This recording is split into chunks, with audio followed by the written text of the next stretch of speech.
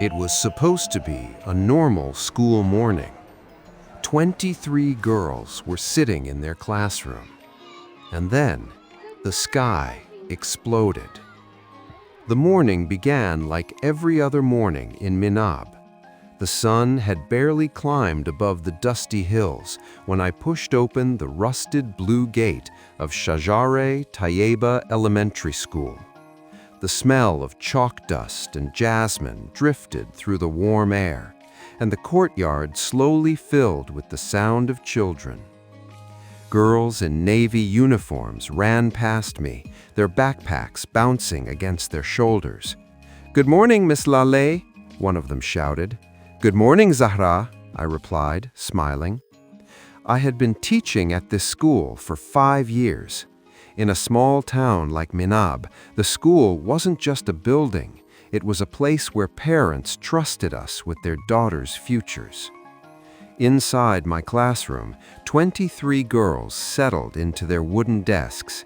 They were between 7 and 12 years old, restless, curious, and endlessly talkative. "Today," I said, writing on the board, "we're going to learn about the solar system." A chorus of groans filled the room.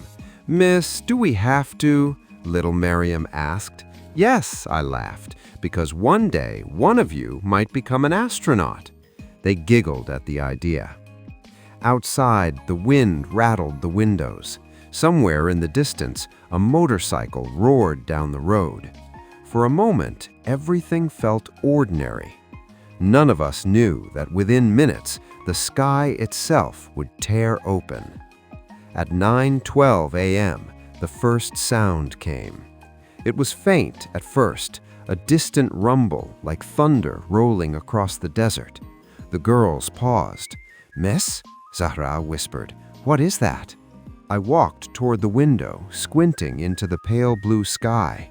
Then I saw it, a thin white streak slicing through the air. The sound grew louder, too loud. My stomach tightened with a sudden, terrible realization. "Everyone," I said quickly, trying to keep my voice calm, "get under your desks." The girls stared at me. "Now!" I shouted. Chairs scraped across the floor as they scrambled. The roar outside became deafening, and then the world exploded. The blast threw me across the classroom. For a few seconds, I heard nothing but a sharp ringing inside my ears. Dust filled the air, so thick I couldn't see the walls anymore. Pieces of plaster rained from the ceiling. Somewhere nearby, a child screamed. I forced myself to move. "Girls?" I coughed. "Girls, answer me." Small voices cried out from beneath desks. "I'm here! Miss, help!" I crawled through the rubble, pulling one student after another into the hallway. Blood streaked across the floor tiles. Windows had shattered, scattering glass everywhere. Half the roof was gone. Through the broken ceiling, I could see the sky, calm and bright, as if nothing had happened. But the school was burning. Outside in the courtyard, smoke rose from a massive crater. Parents and neighbors began rushing through the gates, shouting their children's names. Sirens wailed in the distance. Someone grabbed my arm. "Teacher, are there children inside?" "Yes," I gasped. "Many." Men ran past me into the ruins. The smell of cement and smoke burned my lungs. I turned back toward the classroom. There were still girls inside. Hours later, the hospital corridors were packed with families. Mothers cried into their scarves. Fathers stood silent against the walls, their faces pale with shock. Doctors moved quickly between rooms, shouting instructions. I sat on a plastic chair, my clothes still covered in dust. Across from me, Zahra's mother clutched a small pink backpack. She looked at me with trembling eyes. "Is she alive?" My throat tightened. "Yes," I whispered. "She's in surgery." The woman collapsed into tears. News of the attack spread rapidly across the country. Investigators later said the missile had been launched during a wider military operation targeting facilities linked to the Islamic Revolutionary Corps. But the missile never reached its intended target. Instead, it struck our school and the lives inside it. In the following days, the world began asking questions. How could a missile hit a school full of children? Officials in the United States said the strike may have relied on outdated intelligence data. The coordinates, they explained, were believed to correspond to a military location. But something had changed. The military site was no longer there. The school was.